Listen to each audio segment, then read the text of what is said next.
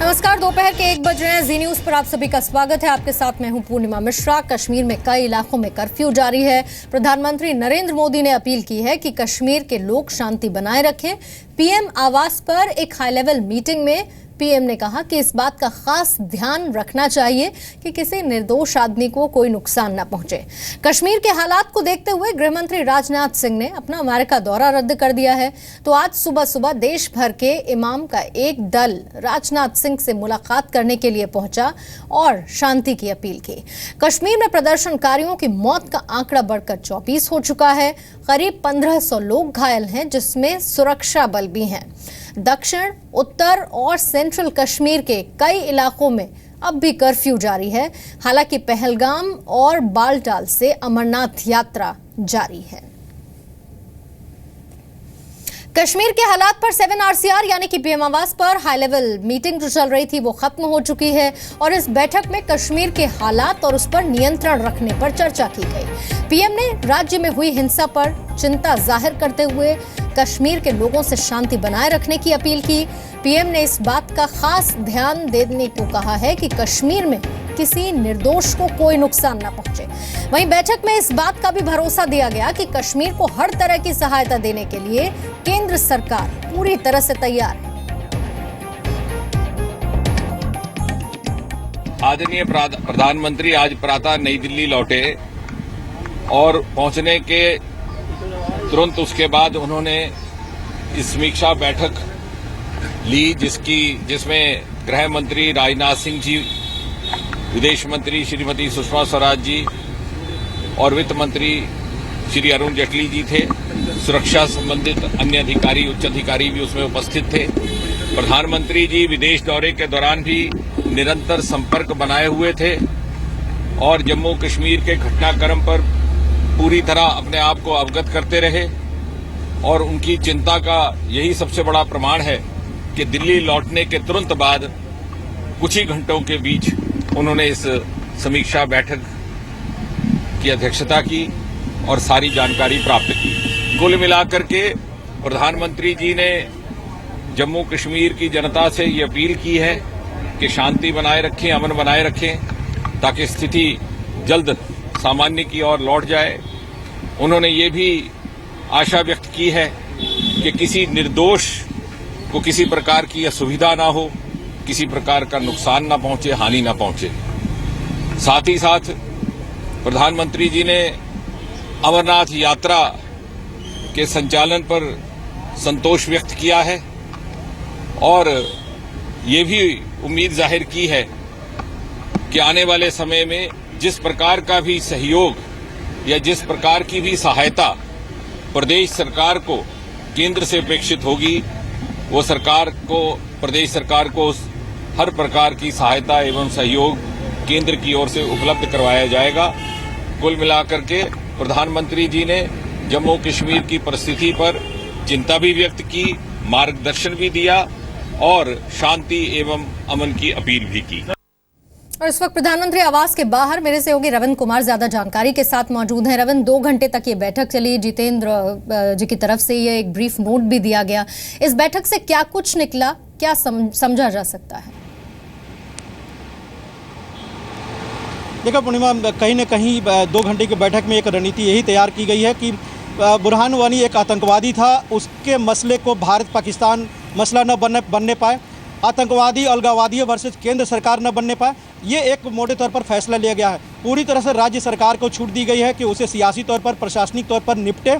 केंद्र सरकार हर तरह से उसे मदद करेगी। एक बड़ी रणनीति यही बनाएगी, क्योंकि पाकिस्तान और खुद प्रधानमंत्री वहाँ के नवाज शरीफ इसका कहीं ना कहीं फ़ायदा उठाने की कोशिश कर रहे थे, जिस तरह से उनका बयानबाजी हो रहा था। आप देखिए कि प्रधानमंत्री नरेंद्र मोदी उन्हें ईद पर बधाई देते हैं, उनके घर शादी में जाते हैं, लेकिन वो पाकिस्तान परस्त एक आतंकवादी की मौत होती है, उसे वो UN में उठाने की बात कहते हैं। तो कहीं ना कहीं भारत सरकार को लग रहा है कि इस मसले को पाकिस्तान फ़ायदा उठा सकता है, इसलिए इसे पूरी तरह से राज्य सरकार के ऊपर छोड़ दिया गया है। हाँ, ये जरूर निर्देशित किया गया है कि अगर सुरक्षा बलों के ऊपर कोई हमला होता है तो पहले की तरह ही सुरक्षा बल उसका जवाब देंगे। लेकिन जैसा कि प्रधानमंत्री नरेंद्र मोदी ने भी अपील की, किसी निर्दोष की वहां पर जान न जाए, इसका भी ख्याल रखा जाएगा। सबसे बड़ी बात रविंद्र, ये भी कहा गया है कि केंद्र हर संभव मदद के लिए तैयार है। तो क्या माना जाए अब इस हाई लेवल मीटिंग के बाद राज्य सरकार के साथ अब कोऑर्डिनेशन और बढ़ेगा?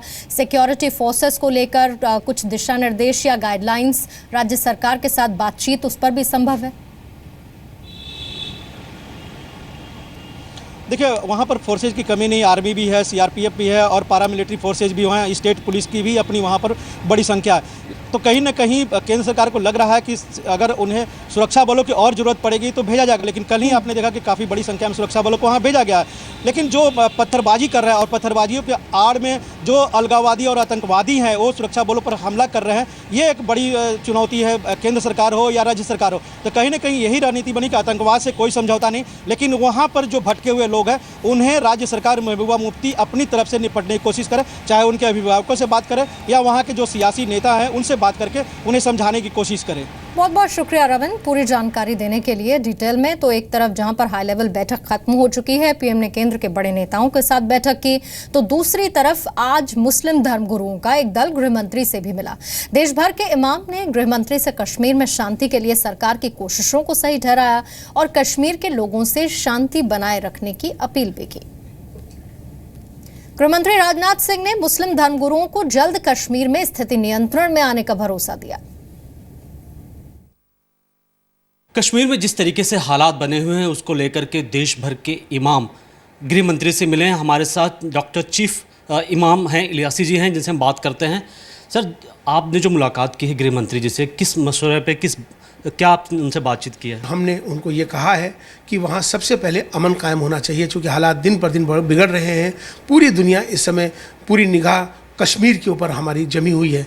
आज जो भी हालात हैं, मैं तमाम अपने उन लोगों से, तमाम इमामों से, कश्मीर के नौजवानों से ये अपील करना चाहता हूं कि हमारा किसी तरह से भी वहाँ अमन कायम होना चाहिए। पिछले 2-3 दिनों से लगातार देख रहे हैं कि पाकिस्तान काफ़ी ज़्यादा इंटरेस्ट ले रहा है। हमने देखा हाफिज़ सईद और सैयद सलाउद्दीन एक स्टेज शेयर कर रहे हैं। तो आपको लगता है कि पाकिस्तान को हमारे ऐसे मामलों में दखलंदाजी बंद करना चाहिए?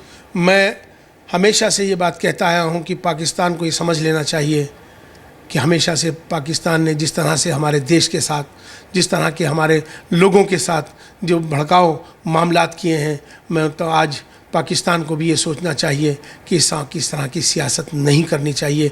आज कश्मीर की बात आ रही है, कश्मीरियों की बात आ रही है, मोहब्बत की बात आई है, हमें उसको मिलकर साथ देना चाहिए। आप लोग ऐसा कोई स्ट्रेटजी बना रहे हैं कि जो मुस्लिम यूथ हैं जो इस तरीके से ISIS या टेरर एक्टिविटी में शामिल हो रहे हैं, उनको रोकने के लिए कोई खास मुहिम आप चलाएं? अवेयरनेस प्रोग्राम शुरू किया है इमामों के माध्यमों से, मस्जिदों के माध्यम से, कि ये इस्लाम का रास्ता नहीं है। आत्महत्या हराम है इस्लाम के अंदर, मगर वो जो लोग बम लगा के इनोसेंट लोगों को मार देते हैं, ये इस्लाम नहीं है। इस्लाम पीस का, सलामती का मजहब है। तो ये थे हमारे साथ चीफ इमाम डॉक्टर इलियासी, जो अभी थोड़ी देर पहले ही राजनाथ सिंह से उन्होंने मुलाकात की है और कश्मीर में जिस तरीके से हालात मचे हुए हैं उसको लेकर के ये फैसला किया गया है कि सारे देश भर के जो इमाम हैं उनका एक डेलीगेशन कश्मीर जाएगा और कोशिश करेगा कि सबसे बातचीत करके जो भी टेंशन है उसको कम किया जा सके। मनीष शुक्ला, जी मीडिया, दिल्ली। तो श्रीनगर में हिंसा के बीच आधिकारिक तौर पर 24 लोगों की मौत हो चुकी है। इस वक्त वहां पर हालात क्या हैं, बता रहे हैं जी मीडिया संवाददाता खालिद हुसैन। बुरहान वानी के मारे जाने के बाद आज चौथे दिन भी कश्मीर घाटी में कर्फ्यू लगातार जारी है। दक्षिणी कश्मीर की बात करें तो सभी 4 ज़िलों में कर्फ्यू नाफिज कर दिया गया है। साथ ही साथ श्रीनगर के 8 पुलिस थाना क्षेत्रों में भी कर्फ्यू है और इसके अलावा अगर हम उत्तरी कश्मीर की बात करें तो बारामूला, कुपवारा टाउन्स में भी कर्फ्यू नाफिज कर दिया गया है। कड़े सुरक्षा के प्रबंध किए गए हैं, लेकिन हिंसा घटनाएँ जो हैं वो लगातार बढ़ती जा रही हैं और मौत का जो आंकड़ा है वो बढ़कर सरकारी तौर पर 24 हो गया है। जो ज़ख्मियों की तादाद है वो लगभग 1500 के करीब हुई है, जिसमें सुरक्षा कर्मी भी शामिल हैं और तमाम हॉस्पिटलों में रश देखा जा रहा है ज़ख्मियों का। हर दिन दर्जनों की तादाद में ज़ख्मी हॉस्पिटल पहुंच रहे हैं। कल मुख्यमंत्री महबूबा मुफ्ती ने भी यहाँ सिविल सोसाइटी से बैठक की और उनसे अपील की कि वो हालातों को शांतिपूर्वक बनाने के लिए उनकी मदद करें और साथ ही साथ अपने सारे विधायकों को उन्होंने ये निर्देश दिए हैं कि वो लोगों के बीच जाकर लोगों से मिलें और हालातों को ठीक करने में उनसे मदद मांगे। लेकिन हालात जो दिख रहा है उससे ये नहीं लग पा रहा है कि जो उनकी मूवमेंट है वो इतनी आसान होगी, क्योंकि कल अगर हम बात करें जो सिविल सेक्रेटरीट है उसमें केवल 10% की ही अटेंडेंस थी। पूरा जो कश्मीर है वो तनाव के बीच चल रहा है और इसी बीच अलगाववादियों ने जो है 2 दिन की कॉल और दी और उस कॉल का असर भी विभिन्न इलाकों में जहाँ कर्फ्यू नहीं है वहाँ देखने को मिल रहा है। इस सारे घटनाक्रम से आम जनजीवन पर भी असर पड़ा है। लोगों को दवाइयों की शॉर्टेज होने लगी है और साथ ही साथ खाने पीने की शॉर्टेज भी अब सामने बढ़ती आ रही है। कुल मिलाकर अगर देखें तो कश्मीर घाटी में ज़िंदगी जो है पटरी से पूरी तरह से उठ गई है और तनाव चारों तरफ बरकरार है। कैमरा पर्सन इरफान मंजूर के साथ खालिद हुसैन, जी मीडिया, श्रीनगर। पाकिस्तान एक बार फिर से आतंकवादियों के साथ खड़ा दिख रहा है। पाकिस्तान के प्रधानमंत्री नवाज शरीफ के दफ्तर से जारी बयान में बुरहान वानी को कश्मीरी नेता बताते हुए उसकी मौत पर अफसोस जाहिर किया गया। यह बताता है कि आतंकवाद पाकिस्तान की राष्ट्रीय पॉलिसी है और आतंकवाद पर नवाज शरीफ और हाफिज सईद साथ साथ हैं। हिजबुल के पोस्टर बॉय आतंकी बुरहान वानी को ढेर किए जाने के बाद से कश्मीर में हालात तनावपूर्ण हैं और पाकिस्तान बुरहान के हमदर्दों को भड़का रहा है। पाकिस्तान के प्रधानमंत्री नवाज शरीफ आतंकी बुरहान के मारे जाने से सदमे में हैं। पाकिस्तान के प्रधानमंत्री ने कश्मीरी नेता बुरहान वानी की हत्या पर गहरा दुख जताया है, तो वहीं मुंबई हमलों के मास्टरमाइंड हाफिज सईद ने हिजबुल मुजाहिदीन के चीफ सैयद सलाउद्दीन के साथ मिलकर पाक के कब्जे वाले कश्मीर में वानी के समर्थन में रैली की। पाकिस्तान हुकूमत से हमारी गुजारिश है और तमाम सियासी पार्टियों से कि इस मौके से फायदा उठाकर फौरी तौर पर कश्मीरी हुर्रियत पसंदों के साथ देने का खुला ऐलान किया जाए। साफ है कि पाकिस्तान एक बार फिर आतंकवाद के साथ खड़ा नजर आ रहा है, यानी आतंकवाद अब पाकिस्तान की राष्ट्रीय पॉलिसी बन चुकी है। तो सवाल यह है कि क्या कश्मीर का ये तनाव और वहां की हिंसा पाकिस्तान के इशारे पर हो रही है? वैसे पाकिस्तान का ये रवैया नया नहीं है, तभी तो पाकिस्तान के प्रधानमंत्री नवाज शरीफ और भारत का मोस्ट वांटेड आतंकी हाफिज सईद साथ साथ खड़े दिख रहे हैं। नवाज वही बात कर रहे हैं जो आतंकी हाफिज सईद लगातार करता रहा है। तो सवाल ये है कि क्या नवाज शरीफ सिर्फ हाफिज की बात ही सुनते हैं? आतंकवाद पर पाकिस्तान की नेशनल पॉलिसी और कश्मीर मामले पर उसकी दखल अंदाजी भारत को पसंद नहीं आ रही। तभी तो इस्लामाबाद ने इंडियन हाई कमिश्नर को तलब किए जाने और पाकिस्तानी पीएम के बयान पर भारत कड़ा एतराज जता चुका है। इन बयानों से ये स्पष्ट है कि पाकिस्तान निरंतर आतंकवाद के साथ है और उसे अपनी राष्ट्र के नीति के रूप में इस्तेमाल करता है। हमारी पाकिस्तान को सलाह है कि वो अपने पड़ोसियों के आंतरिक मामलों में हस्तक्षेप न करे। पाकिस्तान को पड़ोसियों के अंदरूनी मामलों में दखल नहीं देना चाहिए। जम्मू कश्मीर के हालात पर पाकिस्तान का बयान बताता है कि पाकिस्तान का आतंकवाद के साथ जुड़ाव है और वो स्टेट पॉलिसी के तौर पर उसका इस्तेमाल करता है। पाकिस्तान अपने घर में आतंक से जूझ रहा है, लेकिन उसे चिंता भारत की सता रही है। हालांकि भारत ने भी साफ मैसेज दे दिया है कि कश्मीर में उसकी कोई चाल कामयाब नहीं होने दी जाएगी। पीएम मोदी ने भी केन्या दौरे पर अपने एक भाषण के दौरान पाकिस्तान पर निशाना साधते हुए कहा कि आतंकवादियों की मदद करने वाले और उनका राजनीतिक इस्तेमाल करने वालों से दुनिया को सावधान होने की जरूरत है। इतना ही नहीं, उन्होंने नफरत फैलाने वाले हर समाज के लिए खतरा बताया है। Terrorism is an evil that knows no boundary, had no religion, no race, and no values. Indeed, we live in a world where pressures of hate and violence are threatening the fabric of our society. Kashmir को लेकर पाकिस्तान की मंशा जग जाहिर है और अब तो भारत का मोस्ट वांटेड आतंकी हाफिज सईद भी पाकिस्तान की सरकार को सलाह दे रहा है कि उसे कश्मीर के हालात का फायदा उठाना चाहिए। लेकिन बड़ा सवाल ये है कि आतंकवाद को लेकर ढिंढोरा पीटने वाला पाकिस्तान खुलेआम घूम रहे हाफिज सईद पर कार्रवाई क्यों नहीं करता? आतंकवाद को लेकर ये उसकी राष्ट्रीय पॉलिसी नहीं तो क्या है? ब्यूरो रिपोर्ट, जी मीडिया।